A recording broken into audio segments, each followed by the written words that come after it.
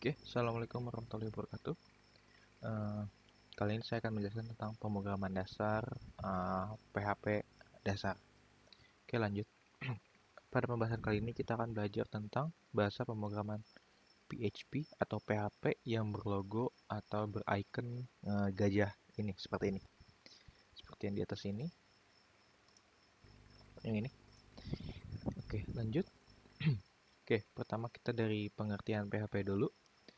PHP adalah bahasa scripting server-side atau bahasa pemrograman yang digunakan untuk mengembangkan situs web statis atau situs web dinamis atau aplikasi yang berbasis website.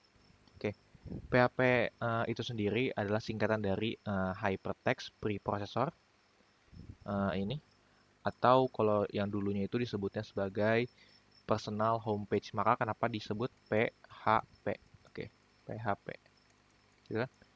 Ini karena pada awalnya penamaannya itu adalah Personal Homepage. Nah, terus di zaman sekarang diubah menjadi Hypertext Preprocessor. Oke, script itu merupakan sekumpulan instruksi pemrograman yang ditafsirkan pada saat runtime. Sedangkan bahasa scripting adalah bahasa yang menafsirkan script saat runtime. Oke, jadi beda ya antara script dan bahasa scripting. Script itu adalah sekumpulan instruksi. Kalau bahasa scripting adalah yang menafsirkan script pada saat runtime. Dan biasanya tertanam ke dalam lingkungan perangkat lunak lain. Oke, lanjut.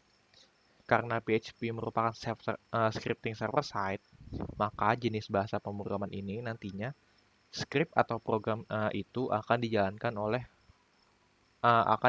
oleh diproses oleh server, berbeda dengan JavaScript yang client side. Jadi ada dua bahasa nih. Ada yang server side di sisi server, ada juga yang berjalan di client side atau di sisi client atau di sisi user. Contohnya kayak gini kalau di sisi server. Misal di sini kita punya server, gitu kan? Di sini ada handphone kalian atau HP kalian atau Android kalian gitu kan. Oke, PHP itu adanya di sini, PHP. Misalnya ketika user ingin mengakses sebuah website, misalnya facebook.com gitu. Nah, nanti si user ini aksesnya ke sini, terus setelah manggil, setelah diproses ini akan dibalikan dalam bentuk data website. Seperti itu. Berbeda dengan JavaScript. Kalau JavaScript itu atau client side itu adanya di HP kita. Jadi sejak kita buka browser itu sudah ada JavaScript-nya. Tidak perlu lagi kita harus mengakses ke server-server lagi. Seperti itu contohnya lah. Nggak usah dipikirin, itu karena akan ada di hal lanjutnya lagi. Hal lebih lanjut lagi maksudnya ya. Oke, kita lanjut aja. Oke, fungsi PHP itu sendiri adalah untuk membuat atau membangun sebuah website statis atau situs web dinamis atau aplikasi yang berbasis website yang seperti kita sudah bahas sebelumnya. PHP itu digunakan karena untuk membangun websnya yang dinamis bisa digunakan untuk menyimpan ke dalam database, membuat halaman yang dapat berubah sesuai dengan yang diinput oleh user, memproses form, dan masih banyak lagi. Semisal kalau misalnya kalian nih, misalnya buka website facebook.com. Nah, di sini tuh ada misalnya halaman profil kalian. Aduh, jelek. Oh, halaman profil kalian misalnya gini.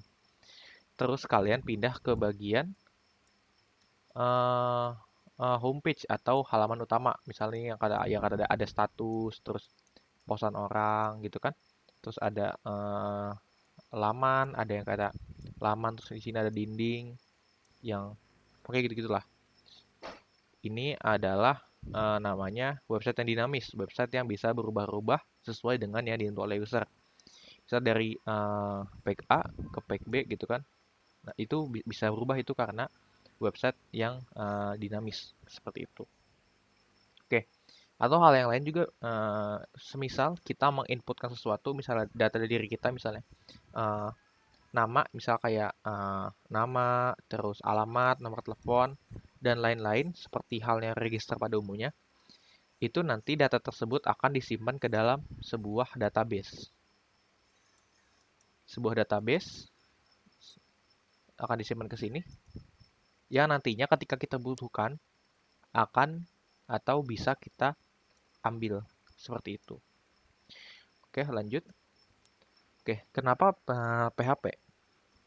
Karena eh, website atau bahasa pemrograman yang paling sering dipakai oleh suatu website itu adalah PHP sebanyak 78% di dunia. Ini data dari w3tech.com tanggal 22 Oktober 2020 dan itu tentunya masih valid karena itu baru datanya. Oke, di bahasa pemrograman lain itu kurang banyak yang dipakai di website. Biasanya itu untuk aplikasi desktop dan lain-lain. Tapi di website yang terbanyak itu yang dipakai adalah PHP. Oke, lanjut. Oke, ada beberapa alasan kenapa kita harus belajar PHP atau kenapa kita belajar pemrograman dari PHP dulu. Oke, yang pertama itu mudah digunakan. Membuat website dengan PHP lebih mudah dilakukan. PHP dibuat supaya proses website atau proses membuat website itu lebih mudah. Dengan mempelajari beberapa fungsi sederhana, kita akan terbantu dalam membangun sebuah website. Jika dibandingkan dengan Java, PHP tidak perlu dikompil. Gitu. Kita hanya perlu menuliskan script, kemudian uploadnya ke server atau hosting yang kita miliki, dan kita sudah bisa langsung mengaksesnya melalui browser. Kayak gitu. Jadi gini, PHP itu tidak perlu dikompil. Jadi semisal kita punya script A, B, C, D, script misal, script A, B, C, D sampai E gitu. Terus file ini semua itu kita taruh ke dalam server. Nah, lalu ketika sudah ditaruh di dalam server, nanti si user ini bisa mengaksesnya langsung ke server gitu, tanpa harus compile gitu. Jadi bisa langsung diakses gitu sama user. Misalnya tinggal ketik facebook.com langsung muncul facebook.com gitu. Berbeda dengan misalnya Java. Kalau Java itu misalnya dari script A, B, C, D, nanti dia harus dikompil lagi menjadi satu file, baru bisa ditaruh ke dalam sebuah server. Kayak gitu, baru bisa diakses oleh usernya. Seperti itu. Oke, yang kedua, komunitas. Komunitas adalah hal yang cukup penting ketika kita akan mempelajari sebuah bahasa pemrograman. Hal tersebut dapat membantu kita dalam mencari solusi ketika menghadapi masalah yang sulit kita pecahkan sendiri. Kita cuma perlu bergabung dan mengajukan pertanyaan terkait masalah yang kita temukan. Semisal gini, kita punya kasus error, yang error itu tidak bisa kita selesaikan sendiri atau tidak bisa kita pecahkan sendiri. Kita membutuhkan bantuan orang lain, tapi kita nggak tahu mau nyari bantuan kemana. Nah, ini adalah fungsi komunitas itu. Semisal kalian join ke grup PHP Indonesia di Facebook gitu. Nah, nanti kalian tanyakan apa yang menurut kalian sulit, yang error tersebut ditanyakan ke dalam forum tersebut. Nanti orang-orang yang berada di forum tersebut akan mencoba membantu kita menyelesaikan masalah kita. Semisal nih, kita bertanya, Mas, ini error kenapa ya? Bla bla bla bla bla. Nanti misalnya sama Masnya itu nanti dijawab, misalnya, oh itu error karena ini. Dicoba ganti scriptnya jadi ini. Ketika kita coba dan berhasil, maka masalah yang kita sulit untuk dipecahkan oleh kita itu berhasil terpecahkan oleh diskusi di komunitas tersebut. Seperti itu. Oke, lanjut ke bagian karir. Di bagian tiga itu ada karir. Karena banyaknya jumlah website yang menggunakan PHP, otomatis peluang berkarir sebagai programmer akan terbuka lebar. Selain itu, adanya perusahaan besar yang menggunakan PHP seperti Facebook, Wikipedia, Slack membuktikan PHP memiliki performa yang cukup baik. Gitu. Jadi PHP ini di Indonesia sangat dibutuhkan gitu karena sebagian besar website di Indonesia itu atau sebagian besar app di Indonesia itu menggunakan PHP gitu. Tergantung dengan negara masing-masing. Misalnya di Inggris gitu. Di Inggris misalnya makainya Java, terus di Amerika makainya Golang gitu misalnya. Terus Indonesia itu banyaknya eh, programmer yang menggunakan PHP seperti itu. Makanya eh, karirnya di Indonesia sangat bagus jika kita dapat menguasai bahasa pemrograman PHP seperti itu. Oke, range gajinya juga cukup gede di PHP ini, sekitar 5 sampai 13 juta mungkin untuk senior development. Kalau untuk junior atau fresh graduate mungkin masih ya sekitar 3 jutaan. Kalau untuk senior atau middle development pasti itu lumayan juga gajinya. Jadi ya sangat-sangat eh, sangat-sangat menggiurkan lah belajar dan bekerja di bidang programmer PHP ini. Oke, langsung aja saya ajarkan bagaimana sintaks-sintaks dasar PHP. Oke, sebelum itu saya akan membuka terminal, lalu saya akan beralih ke uh, Laragon, www, SMK4, terus PHP dasar. Oke, di sini saya kode. Oke, sebelum kita belajar PHP, disarankan kita itu di laptopnya wajib menginstal SAMPP. Ini yang seperti ini. Kalian tinggal download. Lalu download yang versi terbarunya. Atau juga kalian bisa download yang Laragon. Ini harus pilih salah satu ya.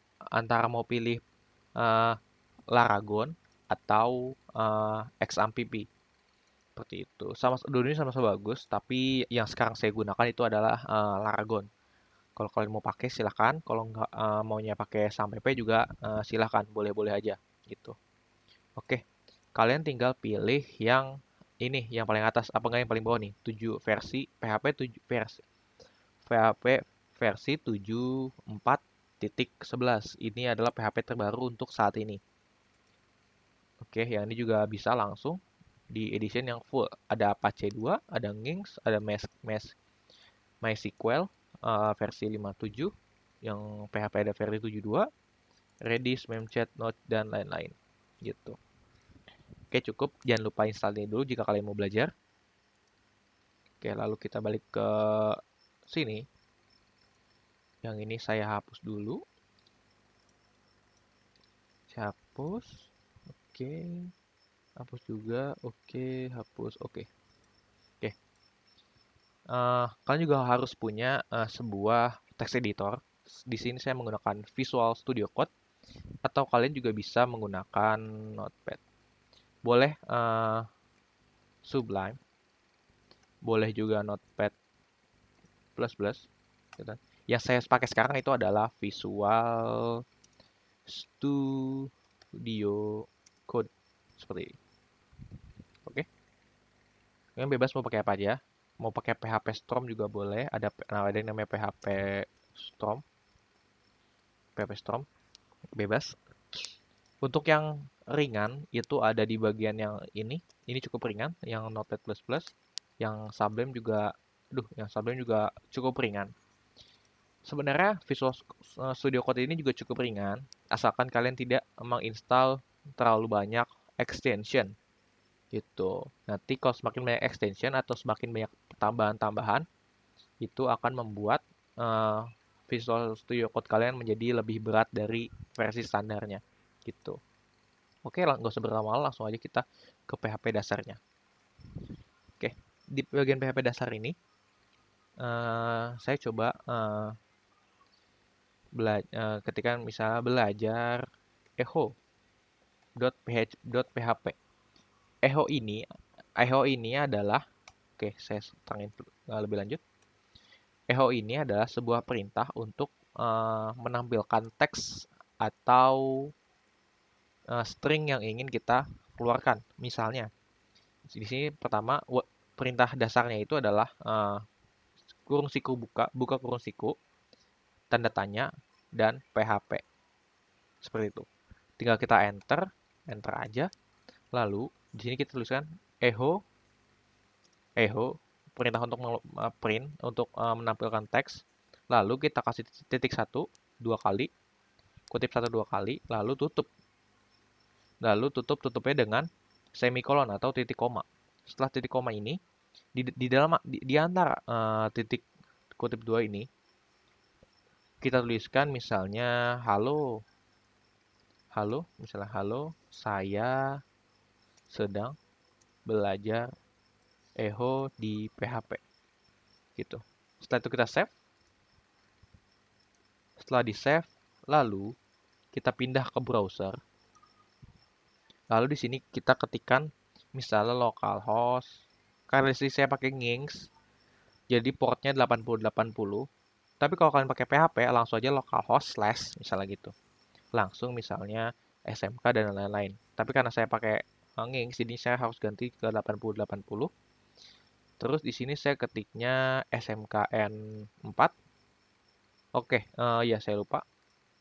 Sebenarnya di sini di disk PC nanti itu kalian taruh filenya itu adanya di uh, Windows di C ini di bagian kalau saya di bagian Laragon, lalu di www.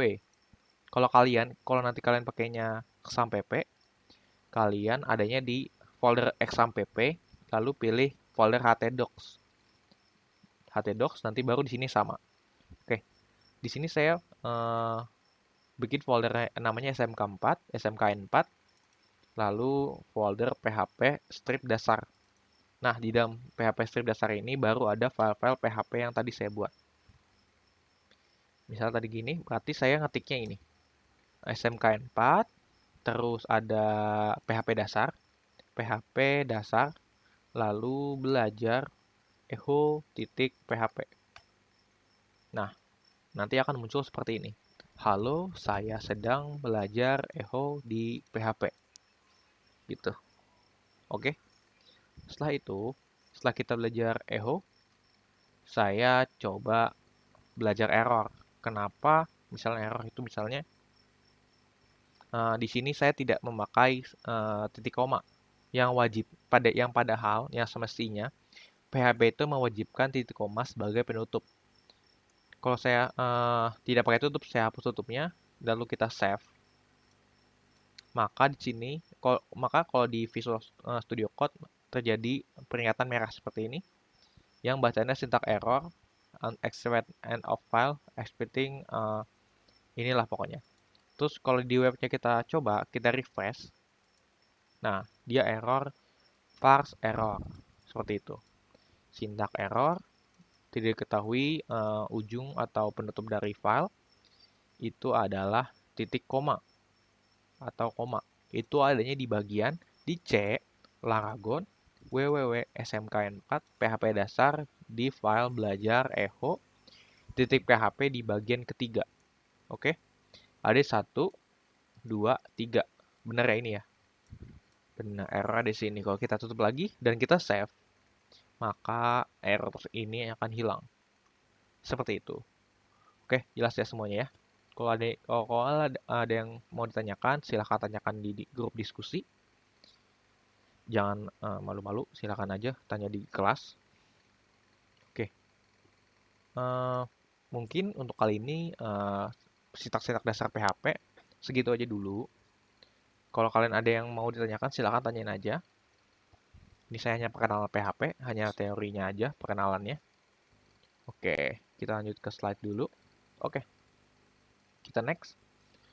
Oke, setelah ini mungkin 1 atau 2 minggu ke depan setelah kita belajar dasar-dasar PHP yang lebih yang lainnya gitu dari yang selain ini, selain dasar banget, itu kita akan mencoba membuat sebuah project dengan PHP yang nantinya project tersebut akan selesai pada